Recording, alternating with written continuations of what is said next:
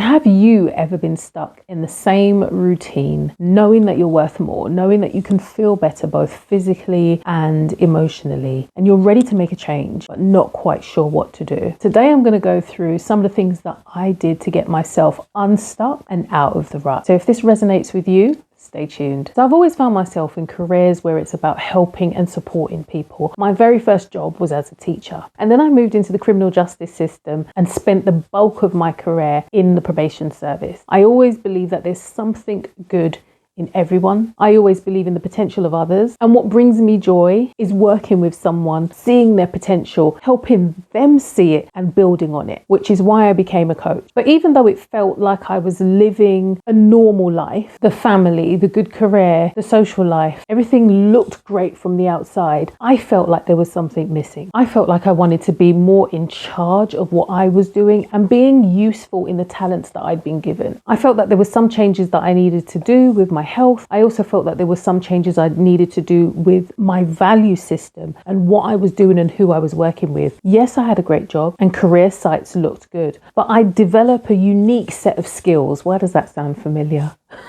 And I wanted to use those to work with people who wanted to change, who wanted to grow their businesses, who wanted to develop in themselves and not just do that because they were ordered to. So I'd been trained as a coach, but hadn't been using my skills. So one of the first things I did was sit down and look at my goals. Where did I see myself in 10 years? And I worked backwards. Where did I see myself in 5 years? Where did I see myself in 3 years? And then what did I really want to do in this year, in a year, to make it different? And in looking at those goals, I looked at not just what I wanted to have, but who I needed to be in order to get those goals. I looked at what I needed to do in order to get those goals. So who do I need to be? What do I need to do in order to have the life that I wanted? I also visualized if I was celebrating an achievement, who would I be turning around to hug? So after I'd set out what my goals are, I did a vision board. And vision boards are great for keeping you on track. I'm old school, so I got the magazines and the pin board and the glue and printed off different phrases that I needed. And I put on that vision board not just the things that I wanted at that time in that year, because I had a year's plan of what I wanted to do, but I also put on some of my wider goals, the long-term goals,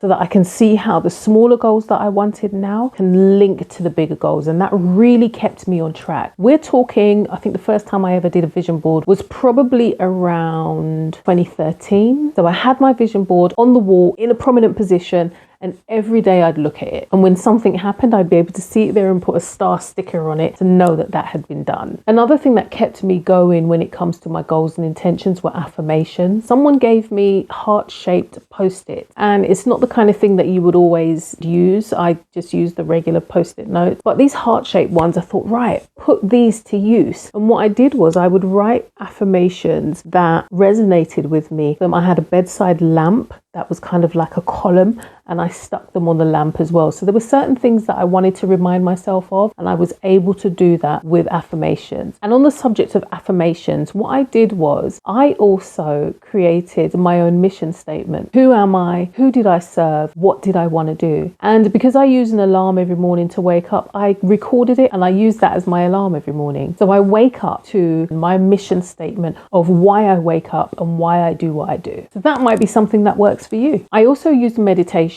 That helped to keep me grounded and focused and just clear your mind. Because sometimes when you're running around and you've got all these goals that you want to achieve, you can end up overwhelmed. And what meditation did was just put me in a state of calm, rest, relaxation, so I can just have a breather, a little bit of a break away from the madness, reset, recharge, and come back and start again. And sometimes in those states of meditation, you come up with great ideas, or you come out of it and you think, oh, it gives you just a clearer way of thinking and helps with the ongoing planning process. The second change that I made is in my diet. This might not be something that works for you. I'm only talking about what worked for me. But for a very long time, I really wanted to get away from eating meat. And if the people who actually know me, when I told them that I was plant-based, to this day, they just don't understand it or don't believe it. So I moved away from anything animal related. However, in the past year, I've been back to the Caribbean a couple of times and I've had fish. But on a general basis, especially if I'm not in the Caribbean,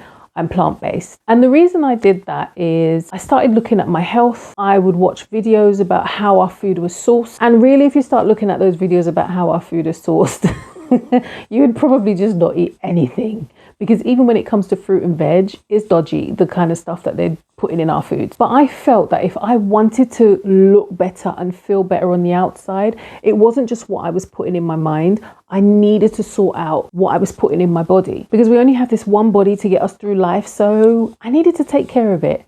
And dead flesh wasn't doing it for me. So that was my decision that I made. However, what I would say is when it comes to your diet and what you're eating, look at how you can clean up your diet, because you know the difference in how you feel when you eat food that is highly processed and food that has life-giving nutrients, whether it's got animal products in it or not. What I found, the biggest difference I had in my health was when I cut out dairy. That was huge.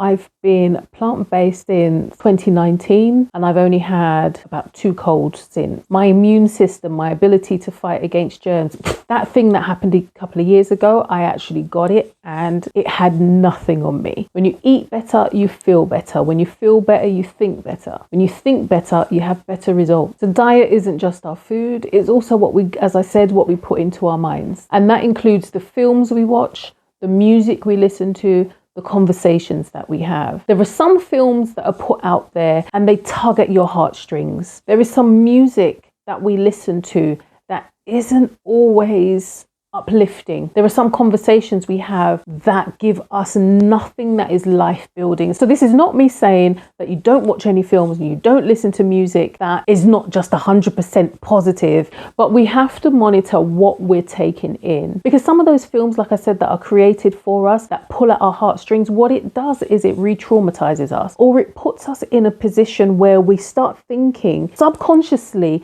that we aren't able to do certain things because we identify with some of the characters. So be careful with what you're taking in, because your brain cannot tell the difference. In the same way, when it comes to music, be careful of what you're taking in, because some of the frequencies place you in a state of lower vibration. And there is some music that will place you in a state of higher vibration. So balance it out. In the same way, when it comes to watching the news, that's another one. I remember years ago, there was a guy who would come on TV on a Friday evening, and I just found it so funny that you have the entire week when the news just gives you article after article of things that have gone wrong. And then for half an hour on a Friday, we have good news. We could have been having that all through the week. And do you really want to start your day with all of the negative things that have happened around the world? When you're ingesting that, that too places you on a lower vibration. And it works at cross purposes with your intentions. So if your intention is to go out there and have a positive day, but you start your day by watching something negative, how do you think that impacts on how you view the world and how motivated you'd be to go through with your intentions? The third thing I did, which is kind of linked to the last point and the first in a way, was minimize the amount of time I spent with negative influences. So I was about to shove this into point 2, because I thought negative influences could be the conversations that you have with certain people. But I thought, no, I'm going to put this as a point on its own, because it's not just about conversations you have. Sometimes it's about the people who are in your life. And as much as sometimes the advice that we're given is you got to cut that person off, you can't always do that all the time, depending on who they are. But if you go back to the first point where I said that I visualized my goals, I visualized myself achieving certain things. And part of what I would visualize was when I'm celebrating, who's there with me? And if I couldn't visualize this person in my circle, then I knew that this was not somebody who was speaking life into me. So this was clearly not somebody that I needed to invest a lot of my time and energy into. Have you ever been on the phone, come off of it and just felt like, oh, I need a spa day after this? There are some people who might suck the living energy out of you. And I tried to minimize the amount of time that I spent with people like that, because I realized that if I'm on course to do something and they are stuck and not making the decisions that they need to do to get themselves unstuck, it's only going to hold me back. It might make me focus on the things that aren't going well for me, and their helplessness might transfer onto me and keep me stuck. So what I did to counterbalance that was not just minimize the time that I spent with negative people, but increase the time that I spent with really positive influences in my life. There were groups that I joined that would meet on a monthly basis, and we would hold each other accountable. And by doing so, I was really able to build a network of people that I could bounce off of, provide support, get support, and know that I'm not alone in this struggle. We have to spend time with people who breathe life into us. And I'd say that that was one of the main things that helped me turn around my thinking and stay in a positive mindset. The fourth thing I did was plan my time more efficiently. So rather than waking up in the morning and just flying by the seat of my pants, I would use my intentions, use my goals, and use my planner and map out what my day, my week, my month is going to look like. Knowing what I was doing each day really kept me on track. So what I would do is, the night before I would review what I have to do the next day, I would write my intention so that when I woke up in the morning, it was no surprise what was happening that day. And I'd be able to tick off what I got done or just put a line and an arrow through if this was being carried on to the next day. And I continue to do that today. I talk about being on a journey, and sometimes we look at the journey as something that's over there, but every single day is part of that journey. One of the good things that I found about journaling that really helped me and why I continue doing it is because not only does it give you that space to reflect, but it just clears your head. There is something called free writing, that if you're feeling unease, there's something on your mind, and you know that time when people say, what's wrong? And you're like, I don't know, I just don't feel right. Get a notebook and a pen and just let your hand move. Just get out from your head whatever you're thinking, whatever you're feeling, whatever is in the back of your mind ruminating, and whatever you're feeling, just let it come out. And sometimes that makes you feel so much lighter and freer, because we spend so much time in our heads ruminating about what's going on, when if we can get it out of our heads and onto paper, we can look at it. And sometimes what we find is that what we've been worrying about was not worth the energy. It also helps us put things in place with who we might need to address about certain things, because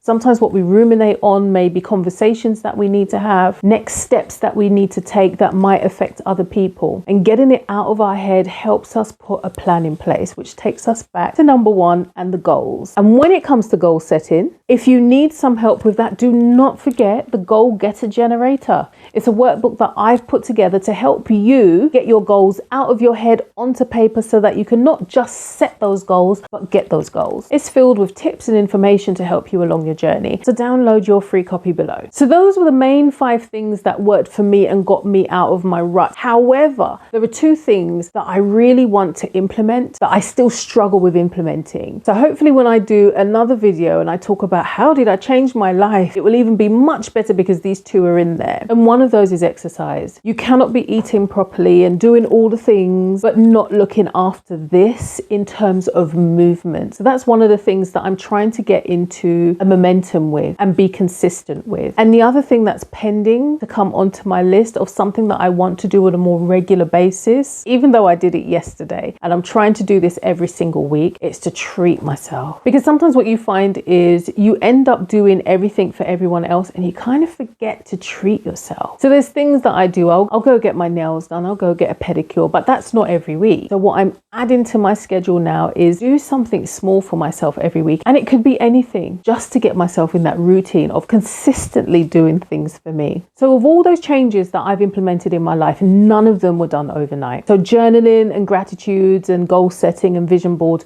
those were one of the first things that I implemented. Then I cut things like the news out of my life. And then I turned my attention to my diet. And we're talking over a course of several years. One of the most important things I'd say for you is to make sure that you're not trying to make all of these changes all at once. So one of the most important things I will say is, even though I'm giving you all of these points that I've done, don't wake up tomorrow morning and think, I now have to do all of these. Find the ones that resonate with you.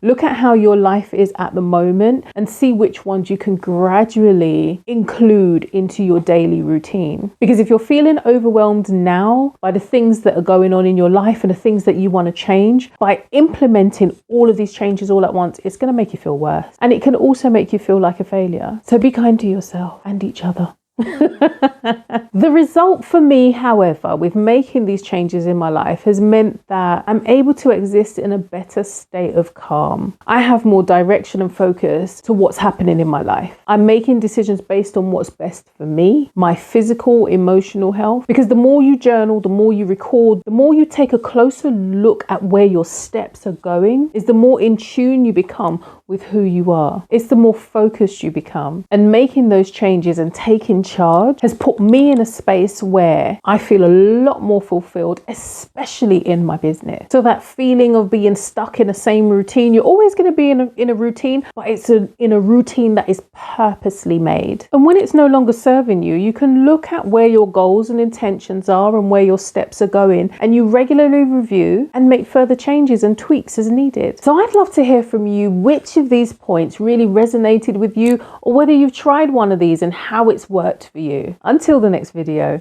bye.